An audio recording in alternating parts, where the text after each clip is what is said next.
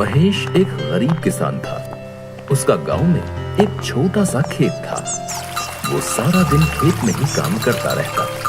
उससे जो कुछ भी पैसे कमाता उसी से अपना खर्चा चलाता था। वो साधारण जीवन जी रहा था, लेकिन वो खुश नहीं था।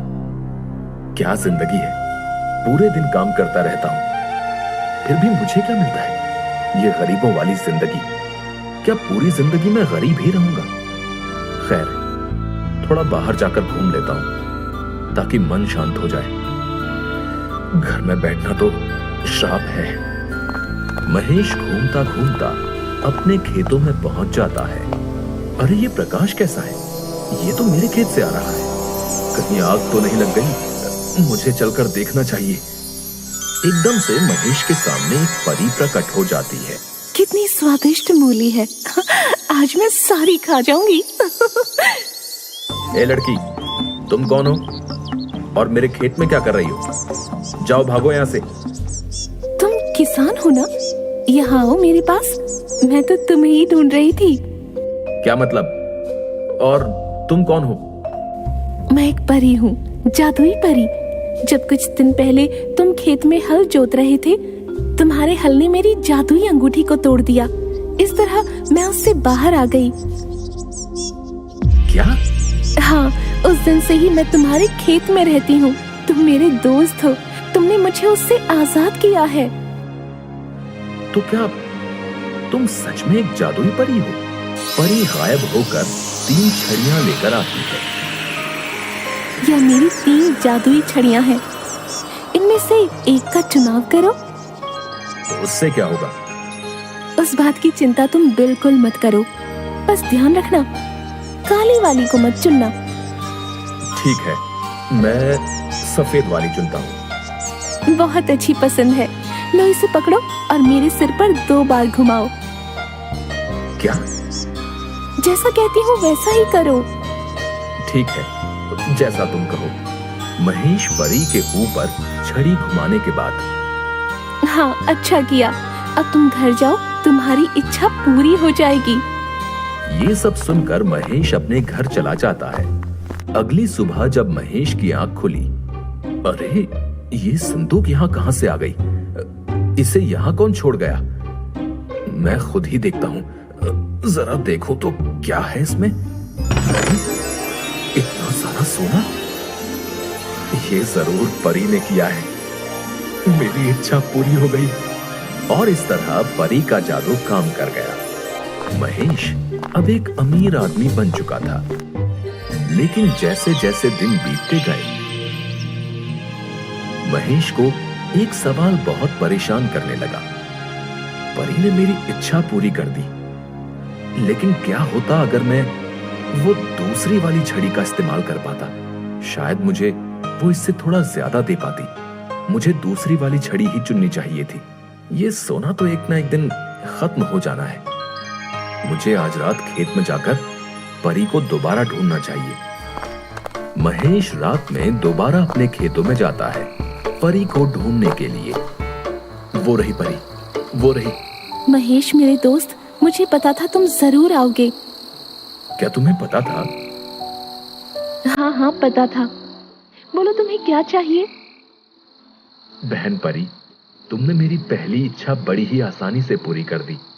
मैंने तुम्हें सबसे कीमती चीज तुम्हारी आजादी दिलाई थी। उसके बदले में तो कुछ बड़ा मिलना चाहिए। मिलेगा। बताओ तुम्हें क्या चाहिए? मुझे दोबारा छड़ी चुनने का मौका दो। ठीक है, लेकिन ध्यान रखना, काली वाली मत चुनना। मैं इस लाल छड़ी को चुनता हूँ। बहुत बढ़िया पसंद है। अब तुम जानते हो तुम्हें क्या करना है।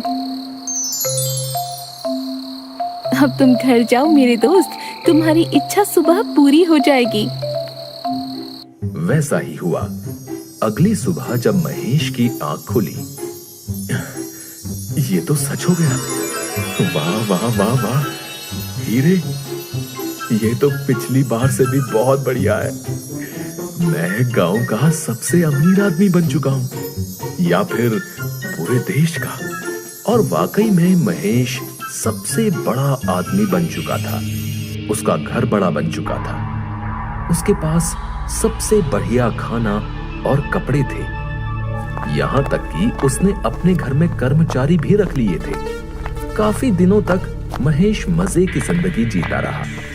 ऐसा कुछ भी नहीं था जो महेश नहीं खरीद सकता था। लेकिन एक और ख्याल उसके दिमाग को परेशान करने लगा। मेरे पास सब कुछ है, लेकिन तीसरी छड़ी का क्या? वो परी मुझे तीसरी छड़ी क्यों नहीं लेने देती? मुझे पक्का यकीन है उसमें कुछ बहुत ज्यादा ही अच्छा होगा। शायद वो छड़ी मुझे दुनिया का सबसे अमीर और शक्तिशाली आदमी बना दे। हाँ, यही बात है। ऐसे काम नहीं चलेगा। मुझे चलकर परी से छड़ी लेनी ही होगी। आज रात परी के पास जाकर मुझे वो छड़ी लेनी ही होगी। उसे भी क्यों छोड़ना? और इसलिए महेश उस रात, वो रही परी। क्या हुआ? तुम फिर से वापस आ गए? अब मेरे पास देने के लिए कुछ नहीं है। है ना वो काली वाली छड़ी? नहीं नहीं नहीं, वो मैं तुम्हें नहीं दे सकती। लेकिन मुझे वो चाहिए। तुम्हें पक्का यकीन है?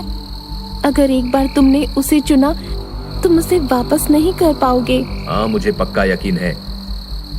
फिर तो ठीक है। परी गायब होकर काले रंग की छड़ी लाती है। लाओ लाओ, दे दो मुझे। लेकिन इसमें उल्टा काम करना पड़ता है। बैठ जाओ। क्या? हाँ, इस छड़ी को मुझे तुम्हारे सिर पर घुमाना होगा। अब जो भी हो घुमाओ मेरे सिर पर। मैं अपनी इच्छा को कल सुबह पूरी होते हुए देखना चाहता हूँ। परी ने महेश के सिर पर छड़ी को घुमा दिया। लो, हो गया। अब तुम घर जाओ और सो जाओ। कल तक तुम्हारी इच्छा पूरी हो जाएगी। अब मैं और इंतजार नहीं कर सकता। और मैं भी तुम्हें अब अलविदा कहती हूँ। अब यहाँ रहने के लिए मेरे पास और कोई कारण नहीं बचा है। ठीक है, अलविदा।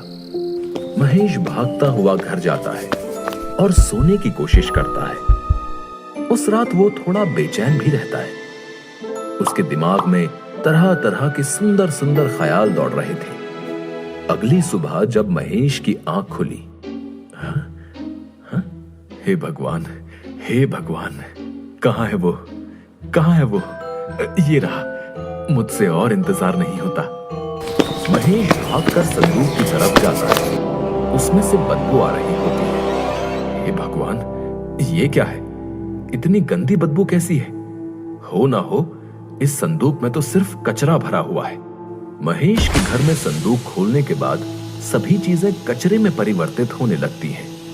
नहीं नहीं, ये क्या हो रहा है? बस करो, बस करो। ये सब क्या हो रहा है? अरे नहीं नहीं, ये मैंने क्या कर दिया है? भगवान, ये मैंने क्या कर दिया? सब कुछ चला गया। मैं लुट गया। अरे मेरे लालच के कारण मैं बर्बाद हो गया। महेश फूट फूट कर रोने लगता है और इस तरह महेश एक बार फिर से गरीब हो जाता है। लेकिन उसको बहुत जरूरी सबक मिला कि लालच बुरी बला है।